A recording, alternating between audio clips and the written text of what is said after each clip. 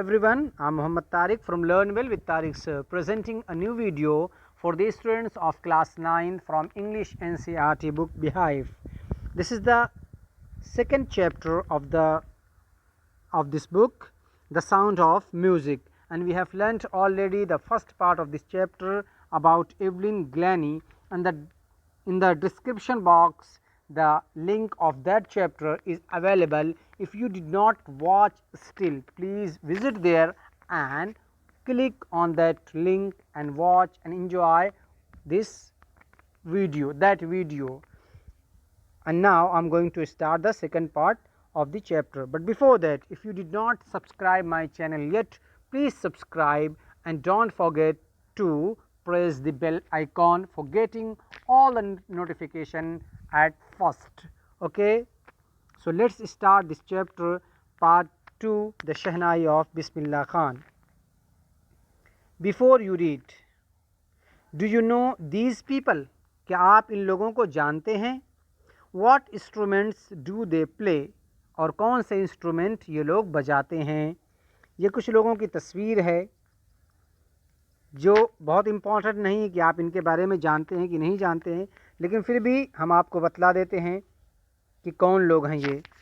तो सबसे पहली तस्वीर है वो है पंडित हरि प्रसाद चौरसिया की, जो बांसुरी बजाते हैं और वो इलाहाबाद के थे।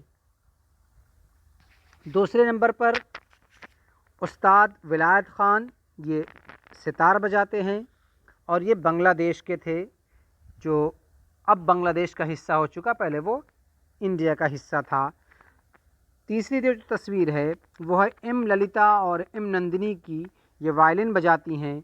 चौथी तस्वीर है ज़ाकिर हुसैन की, ये तबला बजाते हैं, मुंबई के हैं, जो बहुत ही मशहूर हैं, सारे लोग, आप लोग भी इनको जानते होंगे।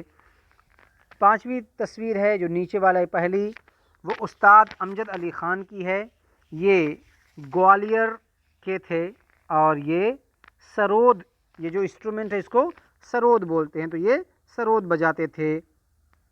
उसके बाद छठी तस्वीर कुन्ना कुड़ू विद्यानाथन की है, कुन्ना कुड़ू विद्यानाथन की है, जो चेन्नई के थे और ये भी वायलिन ही बजाते थे।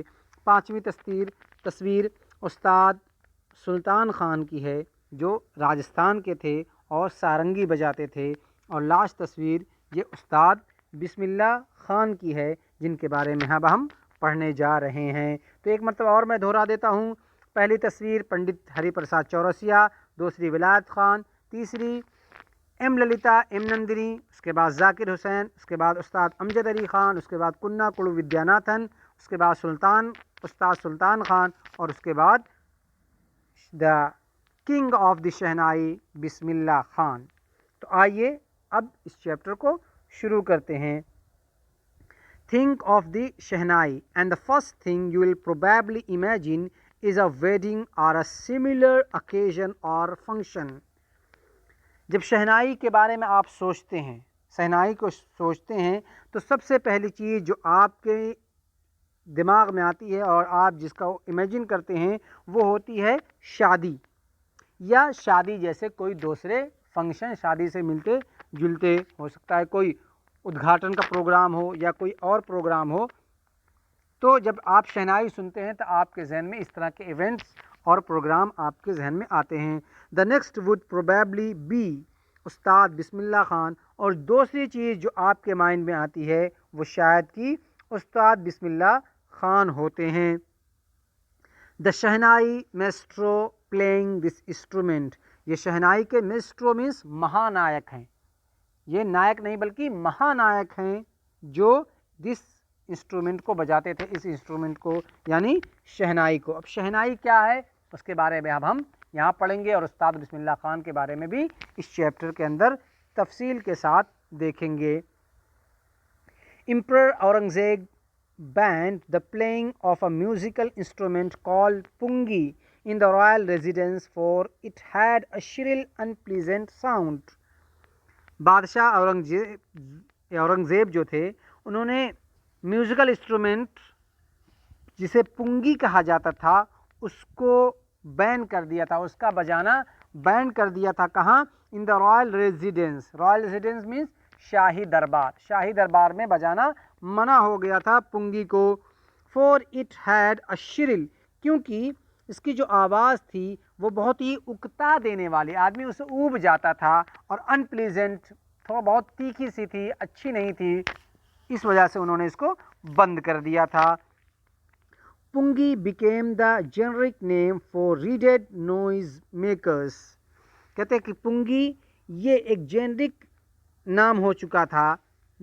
Generic means a name given to a class और ग्रुप एज अ होल, जो पूरे ग्रुप और पूरे म्यूजिकल इंस्ट्रूमेंट को एक नाम दे दिया गया था, जिसे कहते हैं थे पुंगी। तो सारे जितने भी बजाने वाली चीज़ थे उसे पुंगी कहा जाता था, और पुंगी बैन हो चुकी थी औरंगजेब द्वारा। क्यों? For reeded noise makers. Readed बोलते हैं फूंक से बजाई जाने वाले जितने भी इंस्ट्रूमेंट हैं, जिसकी आवाज़ फूंकों से निकलती है, जैसे कि बांसुरी है, जैसा कि शहनाई है, तो उससे जो आवाज़ निकलती थी उसे जेनरिक नेम दे दिया गया था और सबको पुंगी कहा जाता था। अ barber of a family of professional musician who had access to the royal palace decided to improve the tonal quality of the pungi. एक नाई, बार्बर मीन्स नाई, एक नाई, एक जो प्रोफेशनल म्यूजिशियन फैमिली से थे, जिनका यही पेशा था म्यूज़िक बजाना, who had access, जिनकी आमदोरफ्त थी, यानी वो आते जाते रहते थे। कहाँ? टू द रॉयल पैलेस, शाही दरबार में, शाही महल में। उन्होंने फैसला किया, उन्होंने ठान लिया, टू इम्प्रूव, तरक्की देने का, the tonal quality of the pungi, पुंगी की ये जो आवाज़ वाली क्वालिटी है इसको थोड़ा सा और इम्प्रूव करने का, इसको तरक्की देने के बारे में उन्होंने सोचा। He chose a pipe with a natural hollow stem that was longer and broader than the pungi. उन्होंने एक पाइप चूज की, एक पाइप लिया हॉलो स्टेम वाली, मतलब खोखले, जो खोखली थी, अंदर से खोखली थी, वैसे एक पाइप लिया, एक लकड़ी ली। फिर क्या? जो बड़ी भी थी, that was longer and border, जो बड़ी और चौड़ी थी पुंगी के मुकाबले में। And made 7 holes on the body of the pipe, और उस पाइप पर, यानी उस जो खोखली वाली लकड़ी थी, उसमें उन्होंने 7 होल बनाए। When he played on it, और जब वो उसको बजाते, क्लोजिंग, कैसे बजाते थे? Closing and opening some of these hole, वो जो 7 होल्स थे उनमें से किसी को बंद करते, किसी को खोलते, तो closing and opening some of these holes. Soft and melodious sounds were produced, तो इससे जो आवाज़ निकलती थी वो कैसी होती थी? सॉफ्ट, बिल्कुल नरम और मुलायम। एंड मेलोडियस मीन्स सुरीली आवाज़ इससे प्रोड्यूस होती थी, पैदा होती थी। He played the instrument before royalty and everyone was impressed, वो रॉयल फैमिली के सामने इस इंस्ट्रूमेंट को बजाते थे, यानी वो नाई, एंड एवरीवन वाज इम्प्रेस्ड, और हर एक उनसे प्रभावित हो जाता था, बहुत ही उनकी तारीफ करने लगता था कि कितनी अच्छी ये आवाज़ इससे निकलती है और ये कितना अच्छा बजाते हैं। The instrument so different from the pungi had to be given a new name, ये इंस्ट्रूमेंट पुंगी से अलग था, इसी वजह से इसको एक नया नाम दिया जाना था। एज द स्टोरी गोज, जैसे जैसे ये कहानी आगे बढ़ती है, यानी पुंगी का रिवाज बढ़ता है, चलन उसका बढ़ता है। Since it was first played in the Shah chambers and was played by a nai barber, the instrument was named the shehnai. तो जैसे जैसे ये कहानी आगे बढ़ती है, क्योंकि ये सबसे पहले, ये इंस्ट्रूमेंट सबसे पहले बजाया गया था कहाँ? In the Shah chamber, Mughal बादशाहों के साथ लगता था, उनके दरबार में, शाह के दरबार में। एंड वॉज प्लेड, और किसने बजाया था? किसके द्वारा ये बजाई गई थी? एक नाई के द्वारा, इन बार्बर के द्वारा। The instrument was named the shehnai, इस वजह से इस इंस्ट्रूमेंट को शहनाई नाम दे दिया गया, इसे शहनाई कहा जाने लगा, शाह और नाई मिलकर शहनाई। The sound of the shehnai began to be considered auspicious, शहनाई की आवाज़ समझी जाने लगी ऑस्पिशियस, शुभ, शुभ समझी जाने लगी। And for this reason it is still played in the temple and is a indispensable component of any north Indian wedding. और यही वजह है कि अब भी ये टेम्पल्स में, मंदिरों में बजाई जाती है शहनाई, और ये इंडिस्पेंसिबल कंपोनेंट का मतलब अभिन्न हिस्सा है, अटूट हिस्सा। इनडिस्पेंसिबल का मतलब होता है कि वो जिसके बगैर काम ही ना चले। तो ये हर शादी में, नॉर्थ इंडियन में जितनी शादियां होती हैं, हर शादी में ये शहनाई बजाई जाती है। In the past, the Shehnai was part of the Naubat, or traditional ensemble of 9 instruments found at royal courts. अतीत में, पास्ट में, शहनाई ये हिस्सा थी नौबत का। नौबत किसे कहते हैं अभी बतलाते हैं। Are traditional ensemble, ensemble means here instrument, और ट्रेडिशनल मतलब पारंपरिक, जिसका चलन था, जिसका रवाज था, जो रस्म रवाज वाली थी। तो ये पारंपरिक इंस्ट्रूमेंट, 9 इंस्ट्रूमेंट की एक पारंपरिक इंस्ट्रूमेंट थी जिसे नौबत कहा जाता था। नौ थी तो उसे नौबत कहा जाता था। और ये कहाँ पाई जाती थी? Found at royal courts. ये रॉयल कोर्ट्स में, शाही दरबारों में ये पाई जाती थी, यानी शहनाई शुरू में। Till recently it was use only in temples, और शुरू के दिनों में यह सिर्फ बजाई जाती थी टेम्पल्स में, मंदिरों में, एंड वेडिंग्स और शादियों में। The credit for bringing this instrument on to the classical stage goes to Ustad Bismillah Khan. और इस इंस्ट्रूमेंट को क्लासिक स्टेज पर लाने का सारा क्रेडिट उस्ताद बिस्मिल्लाह खान को जाता है कि उन्होंने ही शहनाई को क्लासिकल स्टेज तक पहुंचाया। ये फिल्मों में और दूसरे बहुत से स्टेज पर बजाई जाने लगी। As a 5-year-old, Bismillah Khan played gilli danda near a pond in the ancient estate of Dumrao in Bihar. 5 साल की उम्र के जब बिस्मिल्लाह खान थे तो वो गिल्ली डंडा खेला करते थे। कहाँ? बिहार में एक डुमराव नामी राज्य था, स्टेट पुराना। वहाँ एक पौंड था, तालाब था, उसके किनारे, उसके पास वो गिल्ली डंडा खेला करते थे। He would regularly go to the nearby Bihari Ji temple to sing the Bhojpuri Chaita, at the end of which he would earn a big laddu weighing 1.25 kg, a prize given by a local Maharaja. वो regular, बराबर जाया करते थे Bihari ji temple में, करीब ही के Bihari ji temple में जाते थे। किस लिए? To sing the Bhojpuri chaita, Bhojpuri chaita गाने के लिए। चैत किसे कहते हैं? चैत ये हिंदी महीनों में से जो सबसे पहला महीना होता है उसे बोलते हैं चैत। चैत, बैसाख, ये जो सावन भादो का जो महीना हिंदी वाला, उसमें से जो पहला महीना आता है उसे चैत बोलते हैं, जिस महीने में नवरात्रि होती है। और चैता ये एक देवी का गीत था जो वहाँ पर गाया जाता था। उस्ताद बिस्मिल्लाह खान भी उसी को गाते थे। और उसके आखिर में इस चैता को जब गा लेते थे तो उन्हें एक लड्डू दिया जाता था। कितने का? जिसका वज़न होता था 1.25 kg, यानी 1.25 किलो का लड्डू उन्हें प्राइज़ के तौर पर दिया जाता था।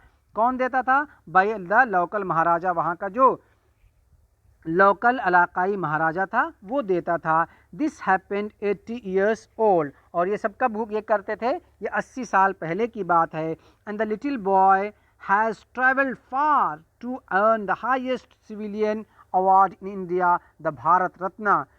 और ये छोटा बच्चा, इस छोटे बच्चे ने एक लंबी चाल चली, एक लंबी यात्रा की, टू अर्न, पाने के लिए हिंदुस्तान का, इंडिया का सबसे बड़ा सिविलियन अवार्ड, जिसे भारत रत्न कहा जाता। तो भारत रत्न से ये सम्मानित किए गए उस्ताद बिस्मिल्लाह खान।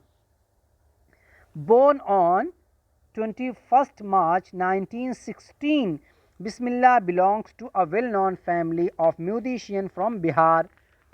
21 मार्च 1916 को बिहार में बिस्मिल्लाह खान पैदा हुए, इनका ताल्लुक़ कहाँ से था?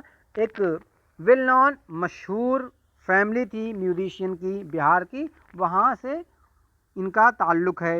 हिज ग्रैंडफादर रसूल बख्श खान, उनके ग्रैंडफादर रसूल बख्श खान थे। ये क्या करते थे? Was the shehnai Nawaz of the Bhojpur Kings court, जो शहनाई वादक थे भोजपुर के बादशाह के कोर्ट में। शहनाई नवाज में शहनाई बजवाने वाले, उसका प्रोग्राम करने वाले। His father Paigambar Bakhsh and the other paternal ancestor were also great shehnai players. उनके फादर पैगंबर बख्श, इनके फादर का नाम पैगंबर बख्श था, और दूसरे पैटर्नल अंकल्स जो फादर की तरफ से जो उनके पूर्वज थे, दादा परदादा, एंसेस्टर मीन्स पूर्वज, वर ऑल्सो ग्रेट शहनाई प्लेयर्स, वो भी बहुत ही अच्छा शहनाई बजाते थे, शहनाई के ग्रेट प्लेयर थे। The young boy took to music early in life, इस बच्चे ने छोटी ही उम्र में, अपनी ज़िंदगी की छोटी ही उम्र में इसने म्यूज़िक से अपनी दिलचस्पी पैदा कर ली और म्यूज़िक में लग गया। At the age of 3 when his mother took him to his maternal uncle's house in Banaras, now Varanasi, Bismillah was fascinated watching his uncle practice the शहनाई। 3 साल की उम्र में जब इनकी माँ इनको उनके मैटरनल अंकल यानी मामू के घर, नाना के घर लेकर गई, मामू के घर लेकर गई, कहाँ? बनारस में, जिसे अब वाराणसी कहा जाता है। बिस्मिल्लाह वॉज फैसिनेटेड, बिस्मिल्लाह खान वहाँ प्रभावित हो गए थे, वॉचिंग, देखकर अपने अंकल को जब वो शहनाई की प्रैक्टिस करते थे। Soon Bismillah started accompanying his uncle Ali Baksh to the Vishnu temple of Banaras, where Baksh was employed to play the शहनाई। और बहुत जल्द ही बिस्मिल्लाह खान ने शुरू कर दिया कंपनी बनाना, यानी उनके साथ मिलकर, अपने अंकल के अली बख्श के साथ मिलकर विष्णु टेम्पल जो बनारस का है वहाँ, जहाँ पर ये अली बख्श एम्प्लॉय थे, जहाँ वो नौकरी करते थे शहनाई बजाने की। Ali Bakhsh would play the shehnai and Bismillah would sit captivated for hours on end. Ali Bakhsh वहाँ शहनाई बजाते थे और बिस्मिल्लाह खान वहाँ बैठे रहते थे, घंटों घंटों बैठे रहते थे उसके ख़त्म तक होने तक। कैप्टिवेट का मतलब होता है किसी को बंद कर देना, किसी को बंदी बना लेना, यानी बहुत कैप्टिवेट कर दिया, ऐसा वो सुनते थे जैसा लगता था कि किसी ने उनको बांध रखा है, ज़बरदस्ती कोई उनको सुनवा रहा है। Slowly he started getting lesson in playing the instrument and would sit practicing throughout the day। धीरे धीरे उन्होंने भी सीखना शुरू कर दिया शहनाई बजाना, and would sit, और वो बैठते थे प्रैक्टिस करने के लिए, रियाज करने के लिए पूरे पूरे दिन। For years to come the temple of Balaji and Mangala Maiya and the banks of the Ganga became the young apprentice favorite haunts where he could practice in solitude। और आने वाले कुछ सालों में बालाजी के मंदिर और मंगला मैया का जो मंदिर था, ये दोनों मंदिर, और इसी तरीके से गंगा का जो किनारा था, बैंक्स जो साहिली इलाका था गंगा का किनारा, वहाँ ये क्या हो गया था? बिकेम द यंग अप्रेंटाइज, शिष्य, अप्रेंटाइज का मतलब होता है शिष्य, सीखने वाले, शागिर्द जिसे हम बोलते हैं। फेवरेट अड्डा, ये शागिर्दों का, नौजवान सीखने वालों का ये फेवरेट अड्डा बन चुका था। हॉन्ट्स मीन्स अड्डा, जहाँ वो यानी उस्ताद बिस्मिल्लाह खान बैठा करते थे एकांत होकर, अलग होकर प्रैक्टिस करने के लिए। The flowing water of the Ganga inspired him to improvise and invent rags that were earlier considered to be beyond the range of the शहनाई। और गंगा का बहता हुआ पानी इसने प्रेरित कर दिया इनको, इंस्पायर्ड मीन्स प्रेरित कर देना। उस्ताद बिस्मिल्लाह खान को गंगा जी के पानी ने प्रेरित कर दिया, किस लिए? टू इम्प्रोवाइज, इम्प्रोवाइज कहते हैं तरक्की देना, तत्काल किसी भी चीज़ को बोलने को इम्प्रोवाइज बोलते हैं। इसका लिटरेरी मीनिंग तत्काल, डायरेक्ट किसी भी चीज़ को बगैर सोचे समझे बोल देना, उसको बोलते इम्प्रोवाइज। और उन्होंने यानी तरक्की देने के लिए, और किस चीज़ पर उन्होंने उनको प्रेरित किया, इन्वेंट राग्स, राग के ईजाद करने पर, इन्वेंट करने पर, दैट वर अर्लियर, जिसके बारे में शुरू में समझा जाता था, to be beyond the range of the shehnai, शहनाई की रेंज से और शहनाई की पहुंच से बाहर जिस राग को समझा जाता था, उस्ताद बिस्मिल्लाह खान ने उस राग को इस शहनाई के ज़रिए से बजाना शुरू कर दिया। At the age of 14, Bismillah accompanied his uncle to the Allahabad Music Conference. 14 साल की उम्र में बिस्मिल्लाह अपने अंकल के साथ इलाहाबाद की म्यूज़िक कॉन्फ्रेंस में गए। At the end of his recital, इस अपने गायन के बाद, यानी अंकल के गायन के बाद, सॉरी यानी उस्ताद के गाने के बाद, उस्ताद बिस्मिल्लाह के गाने के बाद, Ustad Faiyaz Khan patted the young boys back and said work hard and you shall make it. Ustad Faiyaz Khan ने इस नौजवान, इस नौउम्र लड़के की पीठ को थपथपाया, पैट मीन्स थपथपाना, और कहा कि मेहनत करो, तुम बहुत जल्द इसको कर लोगे, यानी तुम बजा लोगे, तुमसे ये काम हो जाएगा। With the opening of the All India Radio in the Lucknow in 1938 came Bismillah's big break. All India radio की जब लखनऊ में 1938 में ओपनिंग हुई, उसका उद्घाटन हुआ, तो उसमें उस्ताद बिस्मिल्लाह खान को एक बहुत बड़ा चांस मिल गया।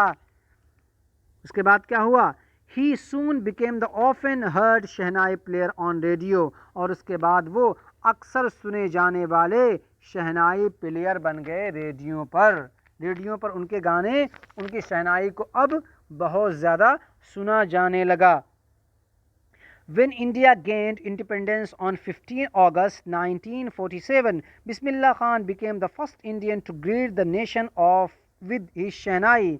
जब हिंदुस्तान को आज़ादी मिली, हिंदुस्तान स्वतंत्र हुआ, कब, 15 अगस्त 1947 को बिस्मिल्लाह खान पहले आदमी बने जिन्होंने बधाई दी, टू ग्रीट बधाई देना, द नेशन को बधाई दी अपनी शहनाई से।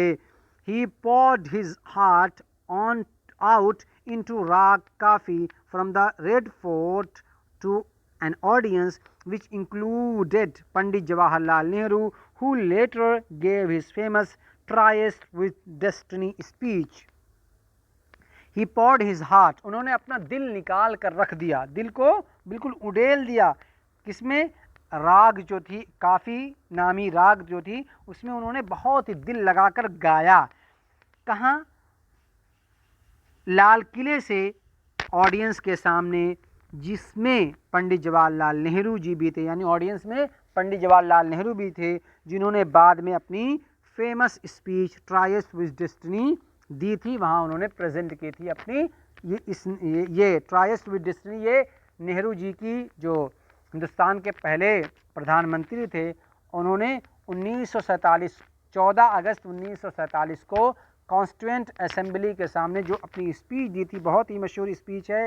ये स्पीच आज भी अवेलेबल है यूट्यूब पर, आप वहाँ देख सकते हैं, चेक कर सकते हैं और सुन सकते हैं। आपको सुनना चाहिए कि पंडित जवाहरलाल नेहरू ने हिंदुस्तान के मुस्तकबिल के लिए और फ्यूचर के लिए कैसी स्पीच दी थी। ओके फ्रेंड्स, तो ये चैप्टर काफ़ी लॉन्ग है, इसमें अराउंड 13 पैरा हैं, इसलिए हम इसको 2 पार्ट में डिवाइड करेंगे। सो इनफ फॉर टुडे, मीन्स इंशाल्लाह we will see the next one in any next video. So till then, take care and have fun.